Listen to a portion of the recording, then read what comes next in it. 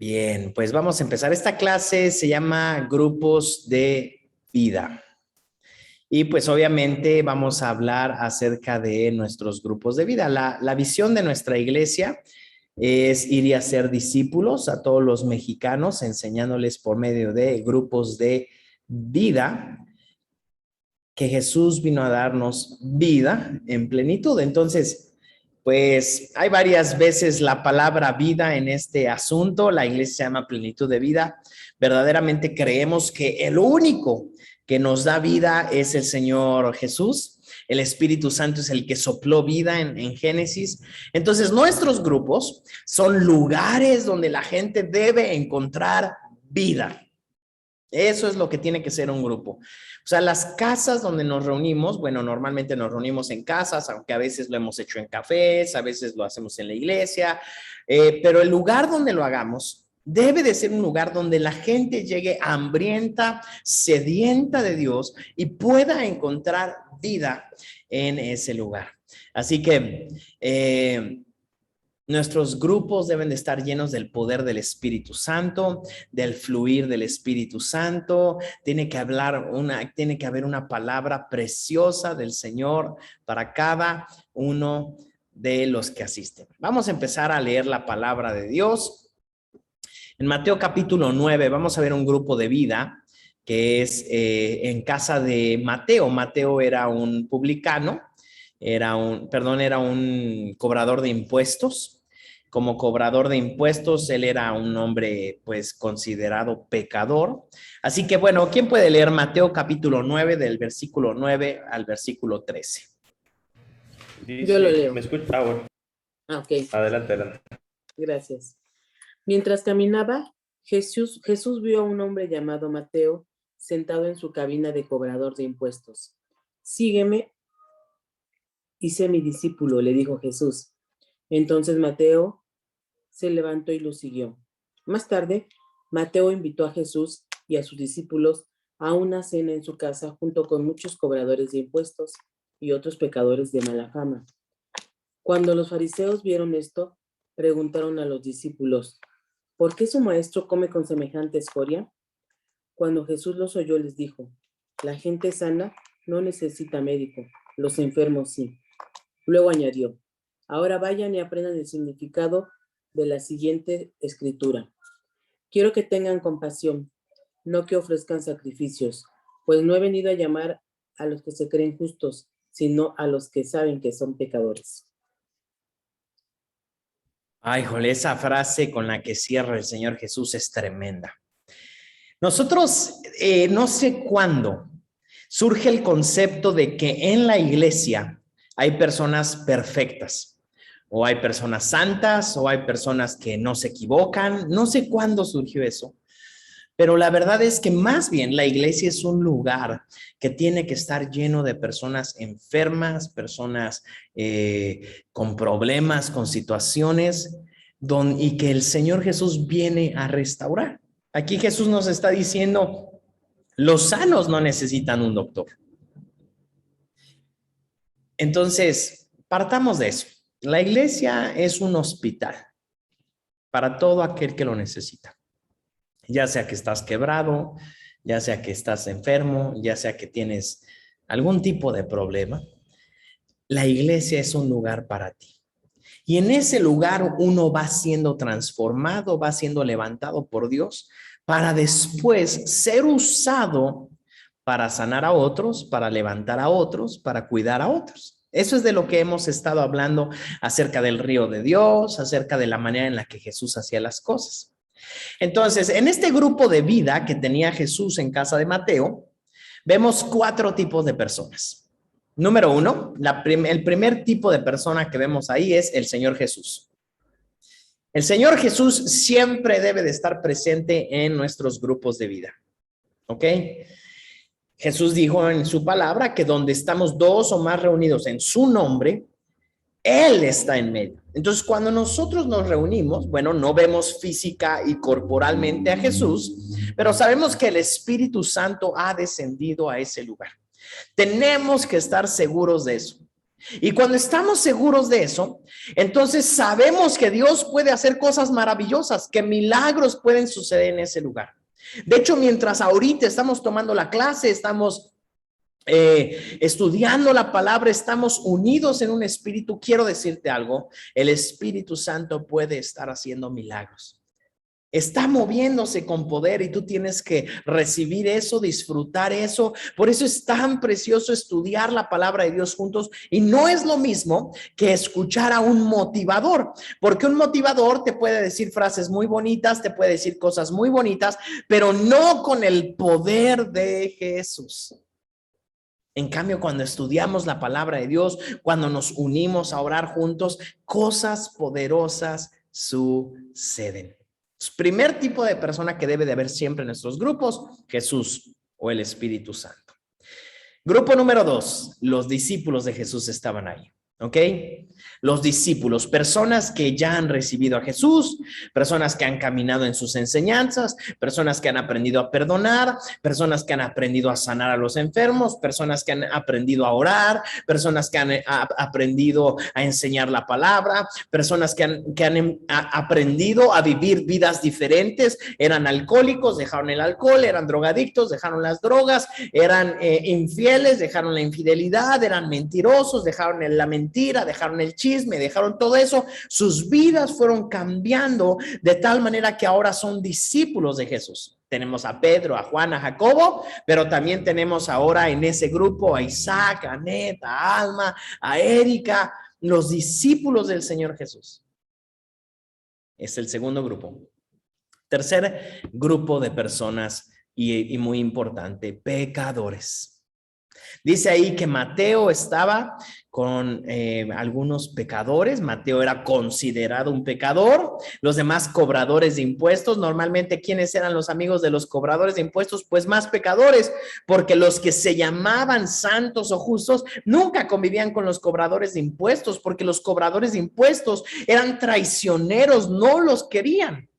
Entonces, pues normalmente en sus fiestas, ¿quiénes iban a sus fiestas? Más cobradores de impuestos, algunos romanos que también eran detestables para el pueblo de Israel, y algunas prostitutas. ¿Por qué? Porque eran el sector, era el grupo de personas que nadie los quiere a ellos. Entonces, en nuestros grupos tenemos que buscar también que haya pecadores, así como lo oímos. La iglesia existe para los pecadores. El pecador necesita de Jesús, así como tú y yo lo necesitamos. Tenemos que abrir el corazón, tenemos que abrir la casa a personas pecadoras. ¿Por qué? Porque ellos necesitan de Jesús. A veces pensamos en pecadores en nuestro tiempo y podríamos decir, híjole, pero pues voy a invitar a un homicida, a un asesino a mi casa, o tengo que invitar a una prostituta a mi casa. Bueno, no necesariamente. Podrían llegar, tal vez, definitivamente, para ellos también hay salvación, pero la verdad es que la Biblia, lo hemos estudiado en Romanos 3:23 y en Romanos 6:23, dice que todos somos pecadores, todos hemos pecado, todos hemos por ahí dicho mentiras, todos hemos alguna vez, no sé, tal vez robado algo, tal vez hemos dicho algún chismecillo por ahí, o tal vez algunos otros pecados que no nos gustaría ahorita decir, ¿verdad? Pero tal vez también entramos por algunos de ellos. Pensamientos incorrectos, palabras incorrectas, hicimos cosas incorrectas, todos pecamos. Pero un día Jesús abrió las puertas de su reino para ti y para mí. Y eso es maravilloso. Entonces, tú y yo, cuando abrimos un grupo de vida, tenemos que estar seguros de algo. Debe de ser un lugar donde las personas que son pecadoras puedan recibir perdón, puedan recibir amor, puedan recibir un abrazo. ¿De quién? Del Espíritu Santo. Amén.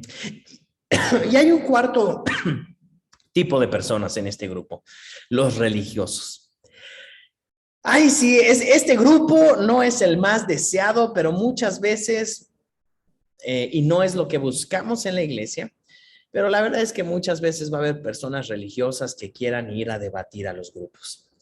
No es lo que buscamos, no es lo que queremos como iglesia, porque no es lo que Jesús quería tampoco, pero a los religiosos les encanta el chisme. A los religiosos les encanta meterse donde no los llaman. A los religiosos les encanta ir nada más a criticar lo que ellos no hacen. Y ahí están en todas las reuniones que Jesús tenía, ahí estaban ellos. Entonces, en nuestros grupos de vida, la verdad es que a veces pueden llegar personas así. Me ha tocado, yo he tenido muchos grupos de vida a lo largo de estos años sirviendo al Señor y me ha tocado personas que llegaban y hacían preguntas que yo decía, bueno, ¿de qué sirve preguntar esto? ¿No? A veces les tenía yo una respuesta, a veces no les tenía la respuesta, pero yo decía, y muchas veces se los dije, ¿de qué te sirve saber esto? Preguntas como, leí que la única manera en la que tenemos que orar es de rodillas. Yo me quedaba como, ¿cómo? No, la Biblia nos enseña que podemos orar de muchas maneras. El objetivo de la oración es que la disfrutes y que hables con tu Padre. Puedes orar de rodillas, puedes orar acostado, puedes orar postrado, puedes orar caminando. Yo lo he hecho así, puedes orar sentado. Y entonces la gente dice, no. La manera correcta de orar es de rodillas porque el Salmo tal dice que ores de rodillas. Bueno, pero porque lo diga el Salmo tal, no quiere decir que es la única manera, porque ese Salmo no está diciendo que es la única manera de orar. Pero a veces los religiosos siempre están buscando cosas como esas. Hay religiosos que dicen, no, la Biblia dice que no debemos de comer puerco. Entonces yo no como puerco y los cristianos no deberían de comer puerco. A lo cual les digo, bueno, pero también el Señor en su palabra nos enseña que eso es algo que ha sido santificado por Jesús y que nosotros podemos orar creyendo que eso es santificado por Cristo. Pero la verdad es que muchas veces nos vamos a encontrar con personas religiosas, religiosos cristianos, religiosos católicos, religiosos testigos de Jehová. Los testigos de Jehová, la verdad, no quiero criticarlos, pero muchas veces es muy difícil platicar con ellos porque han sido adoctrinados en principios a veces incorrectos en contra de la palabra de Dios y ellos es bien difícil sacarlos de esos puntos. Pero la verdad, el Señor hace milagros. Entonces, a veces podemos tener religiosos así. Me ha tocado estar en grupos de vida donde ha habido personas testigas de Jehová y han hecho preguntas y se las he contestado, pero muchas veces ellos aún así no quieren recibir la palabra de Dios. También una vez me tocó un grupo en la Ciudad de México hace unos años donde siempre llegaba una señora, una hermana, puedo decirle, en Cristo, que siempre que iba a entrar a la reunión, siempre que llegaba, decía, yo soy católica. Y bien contenta, ¿no? Y yo le decía, qué bueno, bienvenida. O sea, la verdad es que aquí usted es bienvenida. Si usted quiere ser católica, no importa, vengas a escuchar la palabra de Dios. Entonces, más que pelear contra el nombre que puedan usar, lo importante es derribar los pensamientos que a veces pueden tener. Aquellos conceptos religiosos que les hace daño. ¿Sí? Por poner un ejemplo, muchas veces las personas católicas han sido enseñadas a orar el Padre Nuestro, una oración muy bonita que viene en la palabra de Dios, viene en la Biblia, pero cuando Jesús enseñó eso, antes de enseñar el Padre Nuestro, un versículo antes, dice, no hagan vanas repeticiones como hacen los gentiles. Está repitiendo y repitiendo y repitiendo por repetir. Y después da el Padre Nuestro. Y como que a veces nos saltamos lo primero y nada más nos quedamos con el Padre Nuestro. Y entonces normalmente todos los que crecimos en la iglesia católica aprendemos a repetir el Padre Nuestro ya sin saber lo que decimos. Padre Nuestro que estás en el cielo. Y es una oración bien bonita, pero ya cuando la has repetido tantas veces y cuando ya no, las palabras ya pierden importancia en tu vida, en ese momento esa oración deja de ser efectiva. Entonces, ¿qué hay que hacer? Derribar ese argumento para que ese argumento sea cambiado por una verdad. Lo que Jesús quería es que tú aprendas a orar con tu Padre que está en el cielo y que es maravilloso y que lo hagas con tus palabras. Entonces, Ese es el cuarto tipo de personas que vamos a tener en nuestro grupo. No siempre llegan. Los que sí siempre tienen que estar son los discípulos, los pecadores y el Espíritu Santo. Para ellos es nuestro grupo, para que los discípulos crezcamos, para que los pecadores sean libres de sus pecados y para que el Espíritu Santo nos llene a todos. Vamos a leer acerca de los primeros grupos de los discípulos del Señor Jesús, después de que el Señor Jesús ya no estaba aquí en la tierra y había enviado al Espíritu Santo, en Hechos capítulo 2, versículos del 41 al 47, por favor, si alguien lo puede leer. Dice, ¿sí me escuchan bien? Sí, bien. Los que creyeron lo que Pedro dijo fueron bautizados y sumados a la iglesia ese mismo día, como 3,000 en total. Los creyentes forman una comunidad. Todos los creyentes se dedicaban a las enseñanzas de los apóstoles, a la comunión fraternal, a participar juntos en las comidas, entre ellas la cena del Señor y la oración. Un profundo temor reverente vino sobre todos ellos, y los apóstoles realizaban muchas señales milagrosas y maravillas. Todos los creyentes se reunían en un mismo lugar y compartían todo lo que tenían. Vendían sus propiedades y posesiones y compartían el dinero con aquellos en necesidad. Adoraban juntos en el templo cada día, se reunían en casas para la cena del Señor y compartían sus comidas con gran gozo y generosidad, todo el tiempo alabando a Dios y disfrutando de la buena voluntad de toda la gente, y cada día el Señor agregaba a esa comunidad cristiana los que iban siendo salvos. Amén, buenísimo. Esto sucede en la primer predicación de Pedro, cuando en Hechos capítulo 2, el Espíritu Santo llena a los discípulos. Y al llenarlos, Pedro se para y se pone a predicar y predica un sermón súper emocionante, de tal manera que 3,000 personas se convierten ese día, aceptan a Jesús. Pero, mira, yo te diría esto, y este es importante, abro un paréntesis aquí. Si hoy llegaran 3,000 personas a nuestra iglesia, si el domingo llegaran 3,000 personas, nosotros nos volveríamos locos, no sabríamos qué hacer con ellos. Y a veces pensamos que eso le sucedió a los discípulos, que llegaron 3,000 personas y no sabían nada de nada y no sabían qué hacer. Pero la verdad es que Jesús ya había dejado una estructura para poder atender a esas 3,000 personas. Hemos hablado acerca de cómo Jesús hacía las cosas y vimos cómo Jesús, lo primero que hizo después de predicar la palabra y ver que multitudes, miles de personas venían a seguirlo, es que escogió a 12 personas. Eso lo vemos en Mateo capítulo 9 y capítulo 10.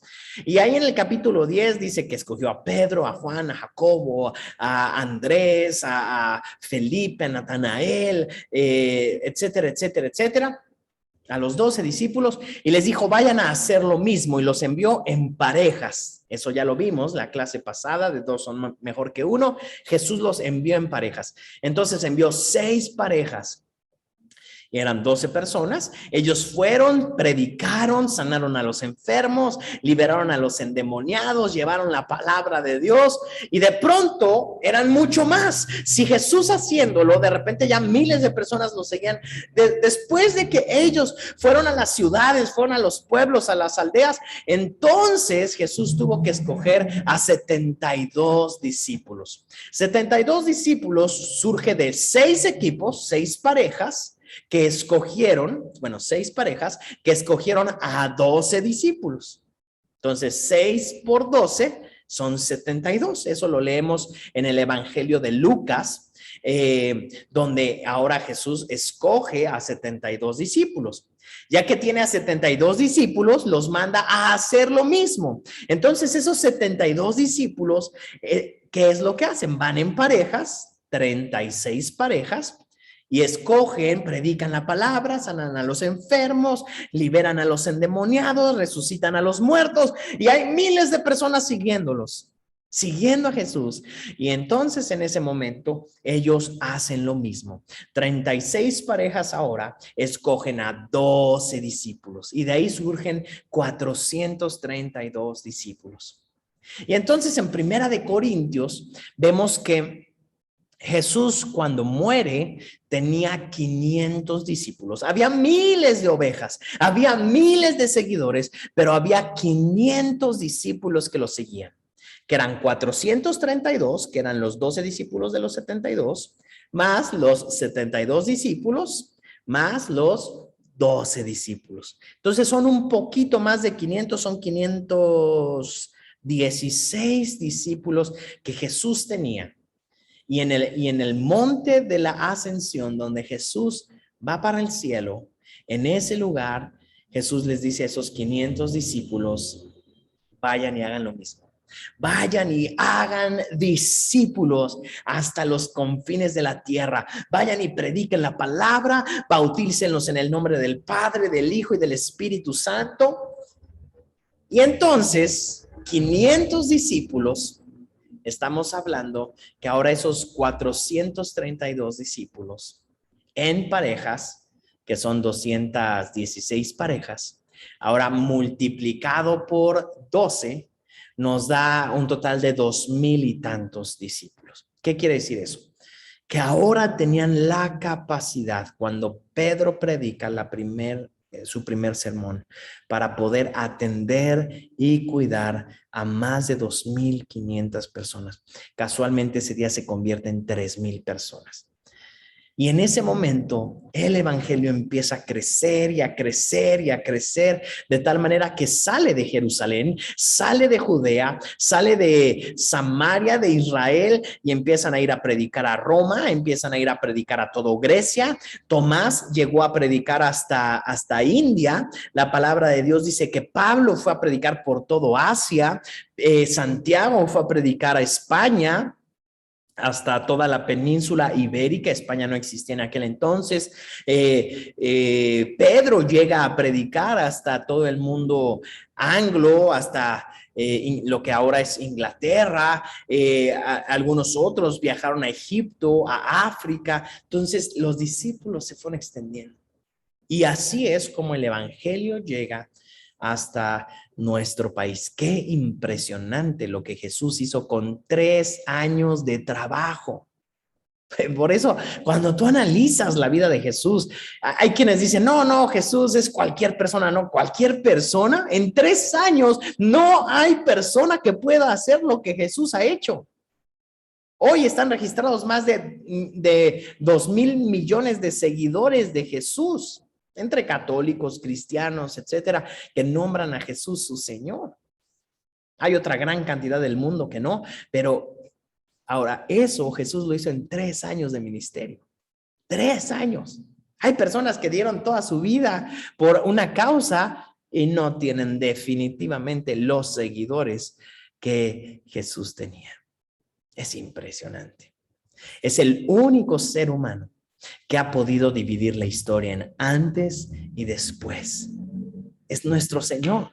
Es Dios es hecho hombre. Hay muchos otros diositos por ahí, pero esos, la verdad es que no le llegan al Señor Jesús. Es el único Dios verdadero y es el que predicamos en nuestros grupos de vida. Punto importante. Cierro paréntesis después de este pequeño paréntesis del que hemos hablado. Punto importante, nuestros grupos de vida no son para discutir acerca de religión, no son para discutir acerca de teología, no son para discutir de política, mucho menos, por favor. No, nuestros grupos de vida, como lo dice su nombre, son para que las personas encuentren vida. Y la vida llega a través de Jesús. Jesús es quien tiene palabras de vida eterna. Jesús es lo que necesita la humanidad. Yo sé que muchos podrían pensar que hoy la humanidad necesita una vacuna. No, la humanidad necesita a Jesús. La vacuna llegará a todo el mundo, pero lo que necesitamos es que todo el mundo conozca a Jesús. Bueno, estábamos en Hechos capítulo 2. Y vemos 4 cosas, vamos a ver 4 puntos que se dedicaba la primera iglesia en los primeros grupos de vida, en lo que leyó Isaac. Número 1, se dedicaban a la enseñanza de los apóstoles. Había una enseñanza que los apóstoles daban, que Jesús les había dado a ellos, y entonces esta enseñanza era lo que el Señor les había dicho a sus discípulos que enseñaran, y ahora ellos lo hacían. Entonces ellos estaban enseñando la doctrina, ellos estaban enseñando lo que es correcto. Entonces, número uno, en nuestros grupos, en todos nuestros grupos, nosotros llevamos un manual que vamos cambiando cada año. De hecho, ahorita cada semana lo vamos implementando para que todos en nuestros grupos estemos dando lo mismo y así todo Plenitud de Vida, toda nuestra iglesia va creciendo de una manera sana y preciosa. Número dos, se dedicaban a la comunión fraternal. ¿Qué es esto? Amor. Amor, la iglesia tiene que tener amor y aquí en esta comunión fraterna vemos gente conviviendo, vemos gente comiendo, vemos gente pasando tiempo juntos. Ahora por toda la pandemia, pues tal vez no comiendo en el mismo lugar, pero sí en el mismo chat de WhatsApp, oramos unos por otros, nos unimos a orar en las mañanas, nos dolemos con el que está enfermo, con el que está pasando por momentos difíciles, creemos que Dios está haciendo cosas poderosas. Entonces nos dedicamos a la comunión fraternal, tratamos de involucrarnos los unos a los otros en nuestras vidas, nos invitamos a comer, nos vamos a los tacos juntos, disfrutamos servir a Dios juntos, porque eso es lo que hacemos en nuestros grupos de vida. Número 3, participar juntos en la comida. La verdad es que nosotros como mexicanos sabemos que la comida es algo muy importante. Para el mexicano la comida no es comer.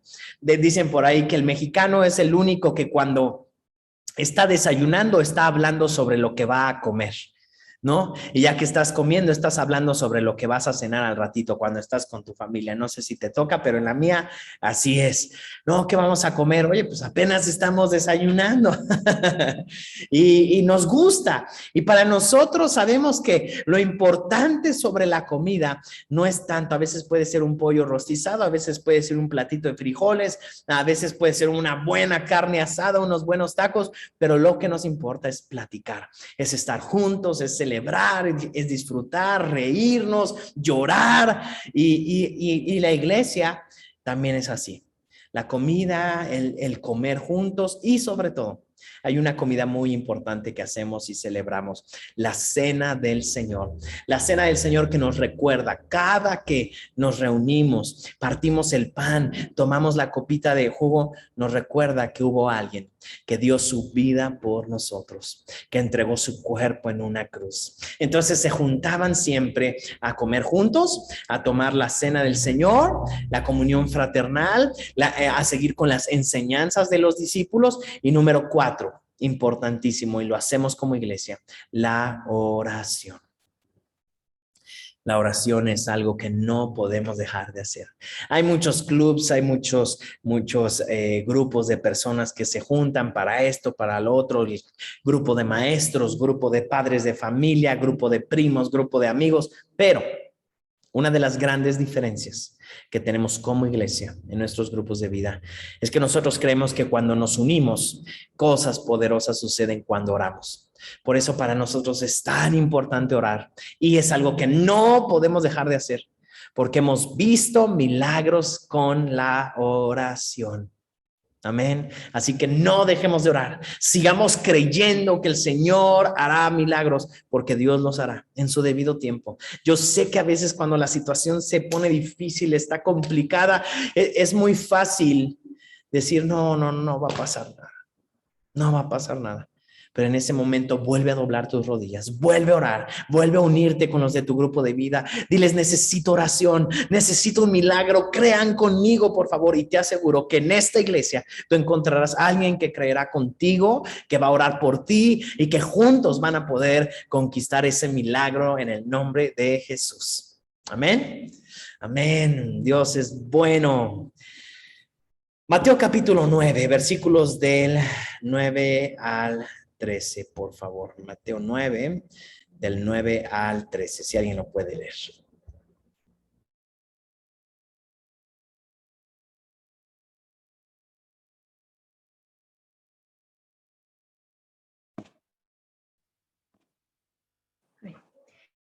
Jesús envió a los 20 instrucciones.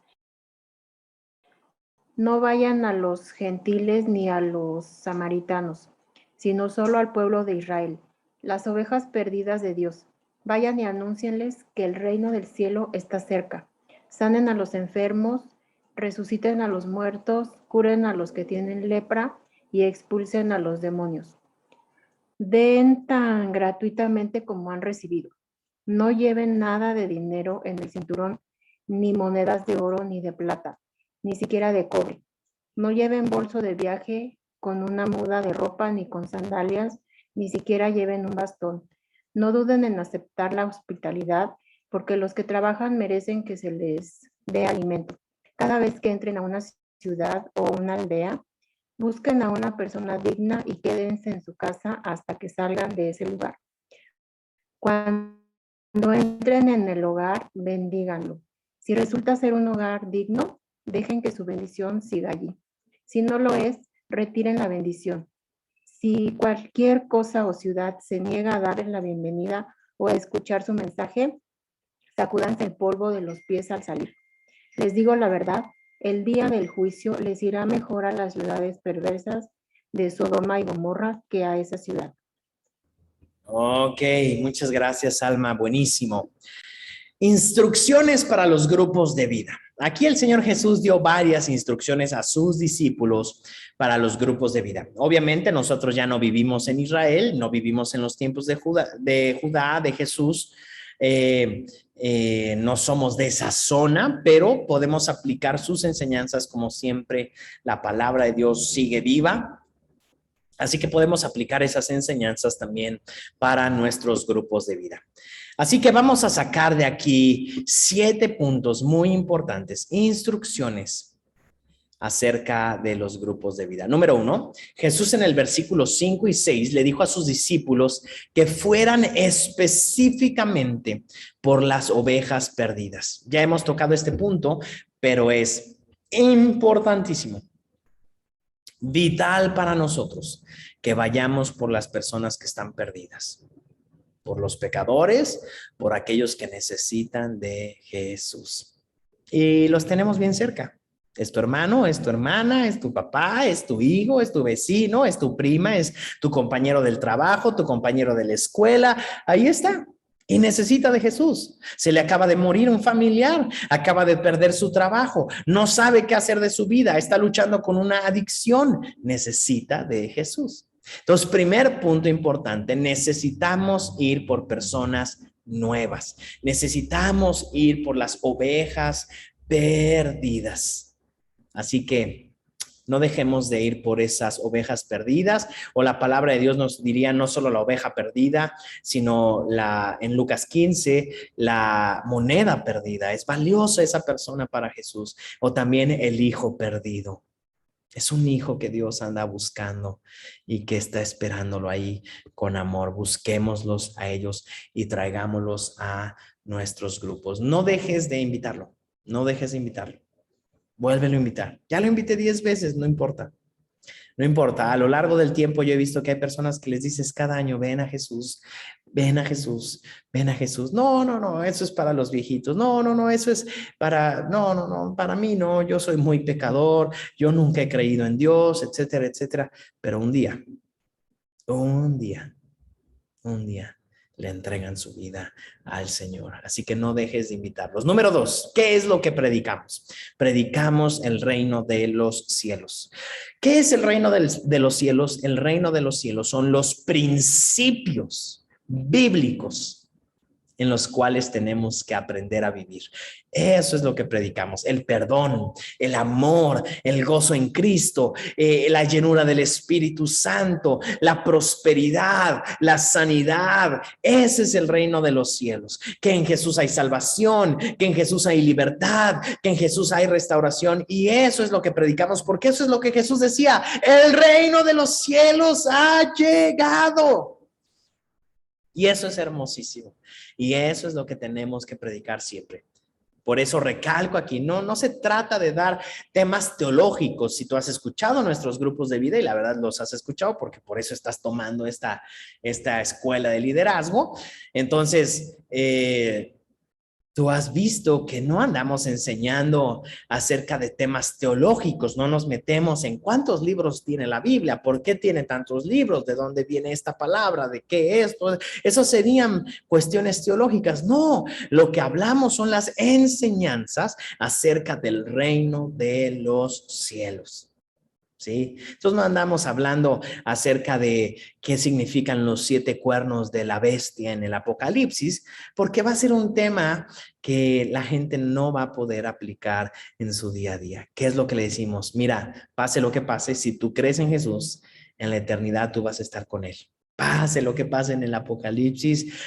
Después tenemos una escuela de liderazgo, nuestro leadership, donde enseñamos sobre otros temas, donde profundizamos sobre otros temas, pero no es ese el tema de los grupos de vida. Entonces, en los grupos de vida predicamos el reino de los cielos. Ahora, en nuestros grupos de vida, nuestras predicaciones, y esto es importante, deben de durar alrededor de 30 minutos, no más. No se trata de aburrir a las personas, sino de mostrarles verdades en las que puedan vivir.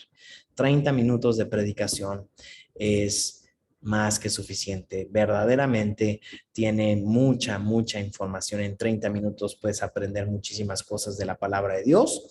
Normalmente nuestros grupos de vida son 3 puntos los que se ven cada semana, suficientes para traer fe a las personas, para que crean que las cosas en Cristo cada vez son mejores para los que amamos a Jesús. De eso se tratan normalmente nuestros temas, son sobre salir vencedores en Cristo, sobre tomar la autoridad que Él nos ha dado, etcétera, etcétera, y son una bendición.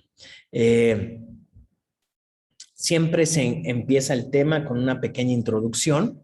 Y después al final siempre oramos por las personas. Acuérdense, oración, oración, oración.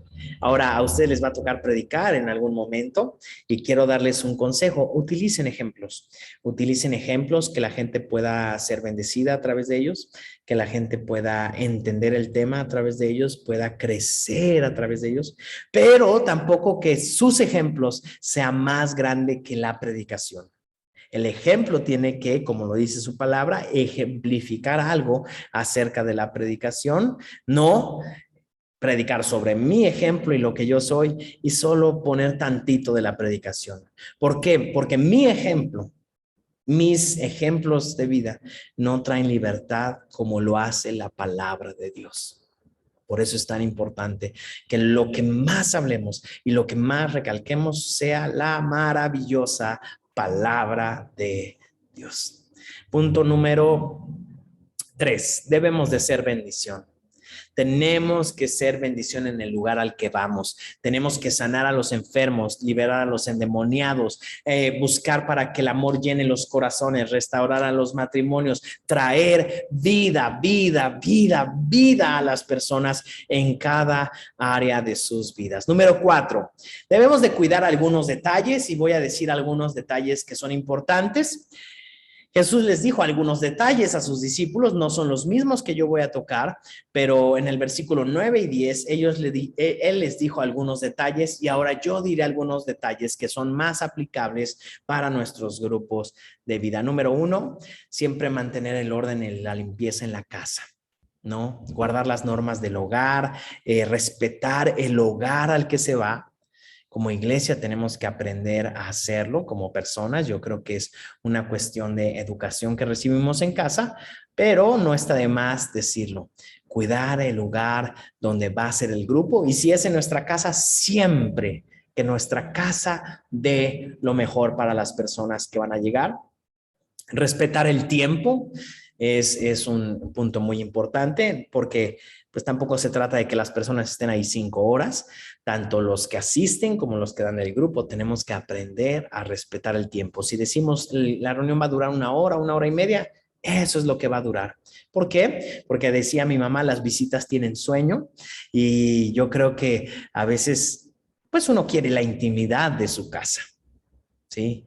Quiere ponerse sus pantuflas con sus calcetines largos y estar cómodo en su casa. Entonces, por eso también tenemos que aprender a respetar los tiempos. Número 3, en este punto, ya lo hablamos, pero lo vuelvo a decir, no tenemos que discutir por temas teológicos, ni doctrinales, ni religiosos, ni políticos, ni de ningún tipo.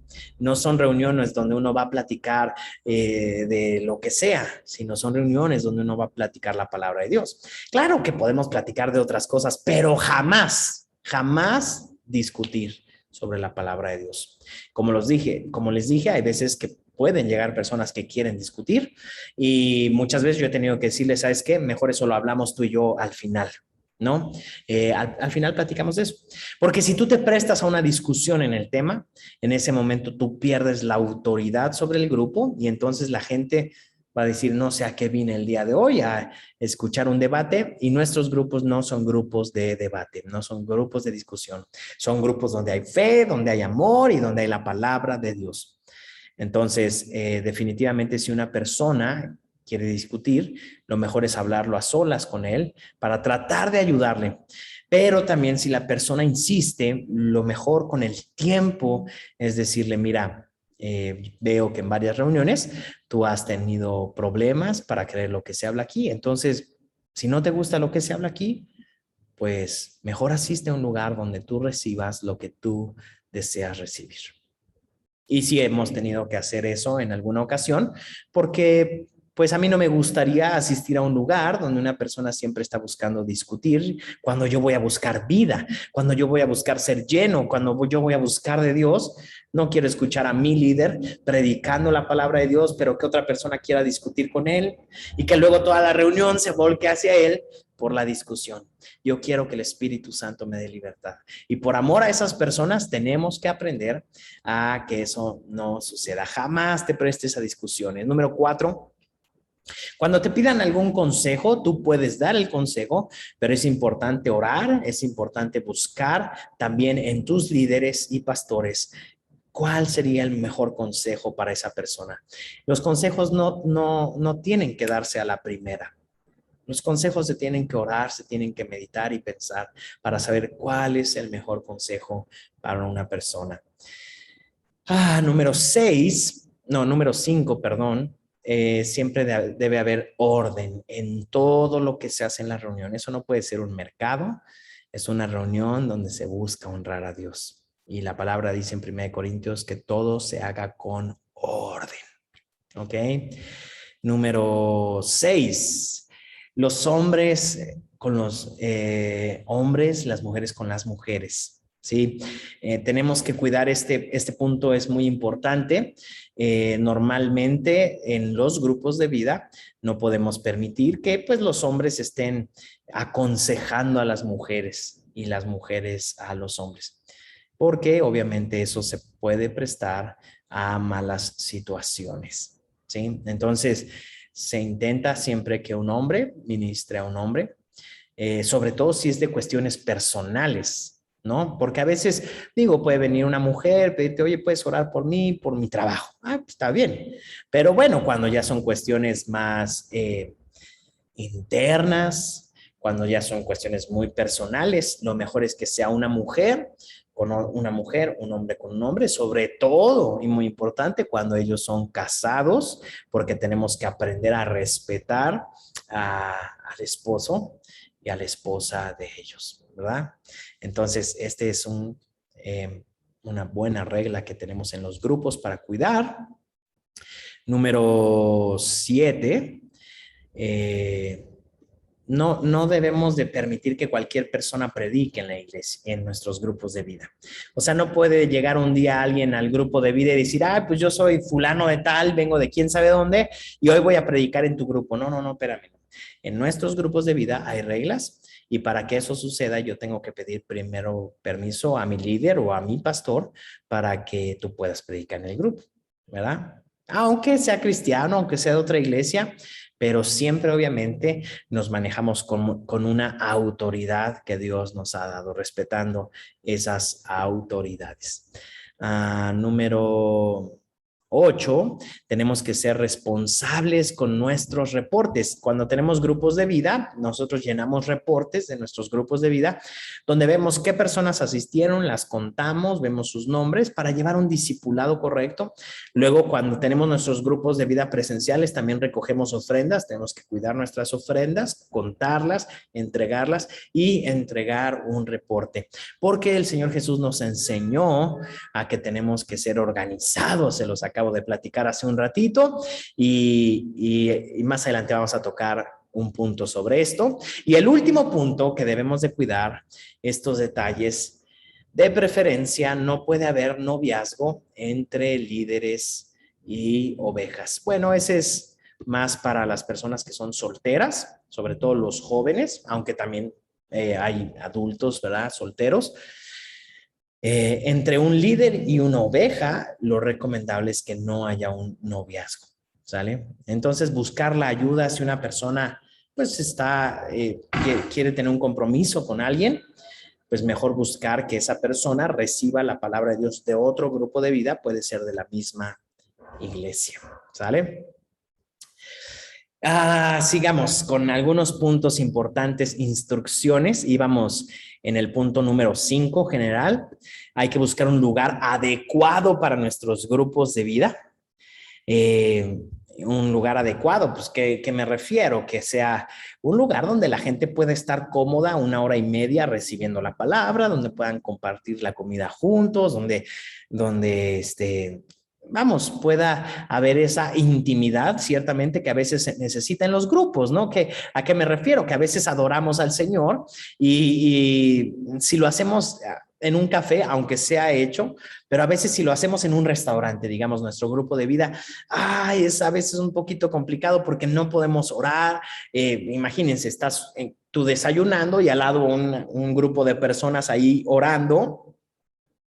Pues para algunas personas puede ser algo muy bonito, pero para otras puede decir, ¿qué es esto? Es una falta de respeto y estos gritando y orando en lenguas y luego se para uno y empieza a cantar ahí en el restaurante. O sea, estos locos, ¿cómo puede ser posible, no?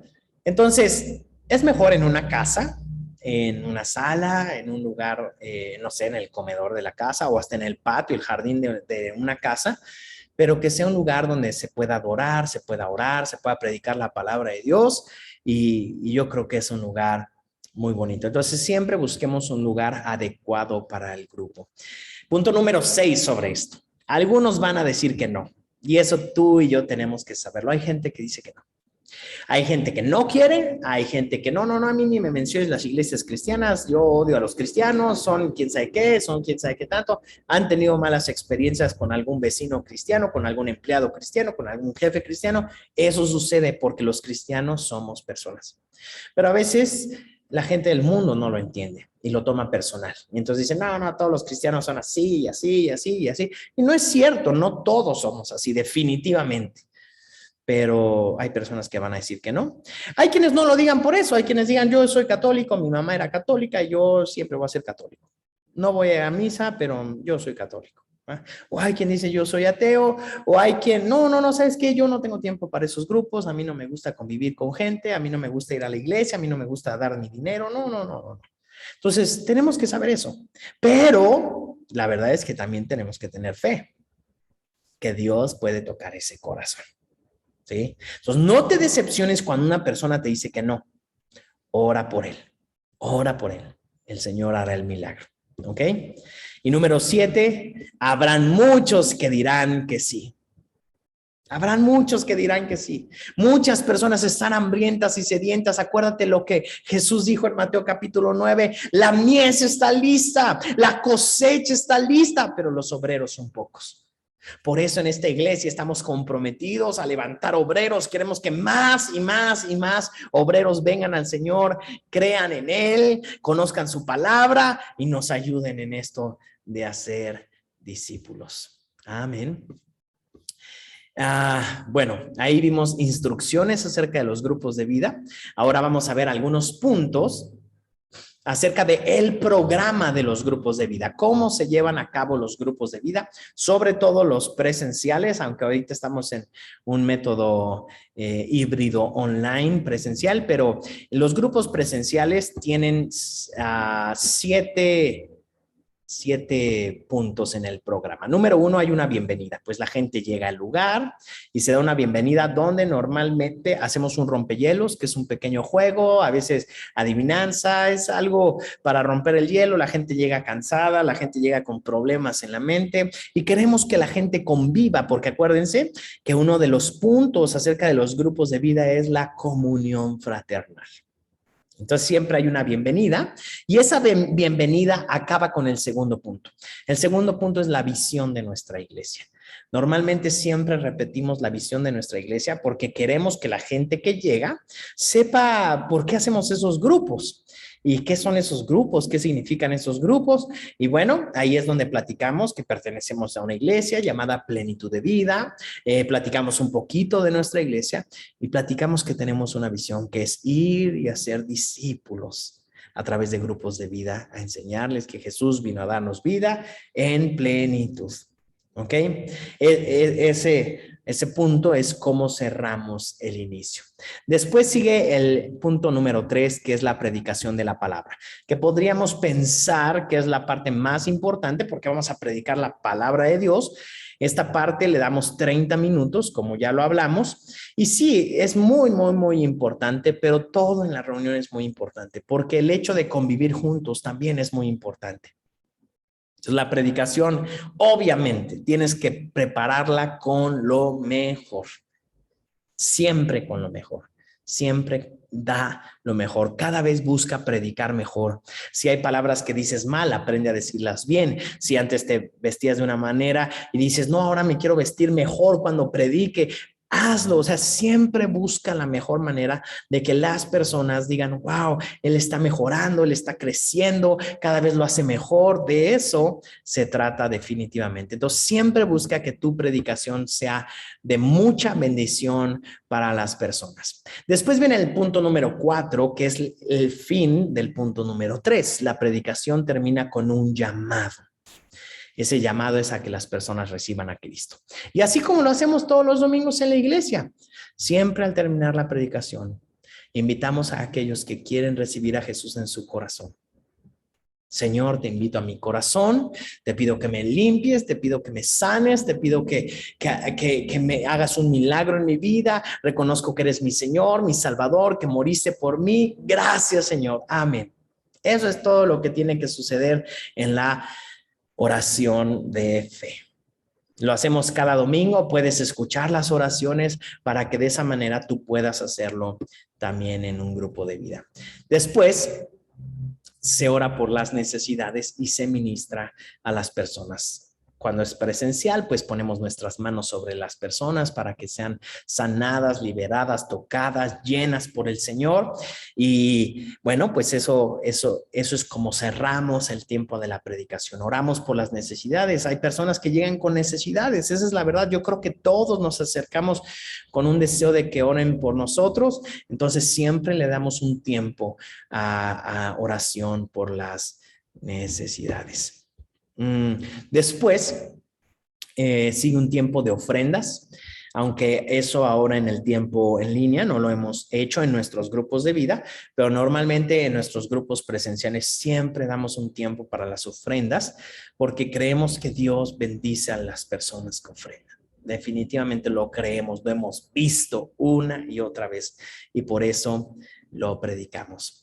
Y por último, terminamos con el refrigerio, una buena comidita que a veces puede ser pan y café, galletas y café, o a veces puede ser una muy buena cena, dependiendo el día, dependiendo la fecha, pero es algo bien, bien bonito. Terminamos con el refrigerio y platicamos, cotorreamos, contamos chistes, nos disfrutamos unos a otros. ¿Alguien puede leer Primera de Tesalonicenses, capítulo 3, versículos 5 y 6, por favor? Yo lo leo, Paz. Gracias. Dice, por esta razón, cuando ya no pude más, envié a Timoteo.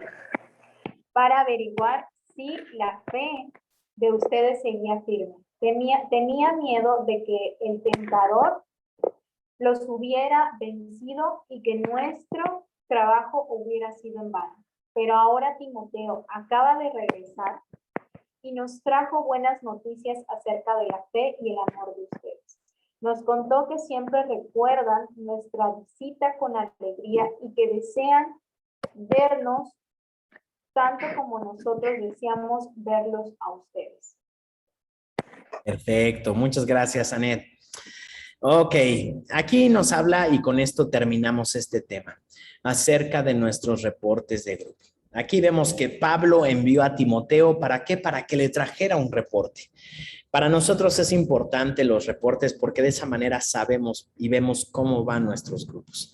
Sabemos, fueron 5, fueron 10, fueron 15, fueron 2 personas, una persona, ¿por qué? ¿Cómo les fue? ¿Quién predicó? ¿Cómo lo hizo? Es importante los reportes porque eso nos ayudan a evaluarnos y a crecer. En la palabra de Dios está llena de reportes. El Señor Jesús varias veces envió a sus discípulos, pero luego les decía, a ver, vengan, platíquenme, ¿cómo les fue? ¿Qué hicieron? ¿Cómo lo hicieron? Tal. Preguntaba. Y para nosotros es importante eso. Así que, bueno, este es un tema muy práctico acerca de nuestros grupos de vida. Y cómo los hacemos. Y yo creo que termino con esto. Tenemos que aprender a que nuestros grupos de vida siempre deben de dar lo mejor. Cada persona que llegue a esos grupos tiene que encontrar la vida en Jesús. De eso se trata.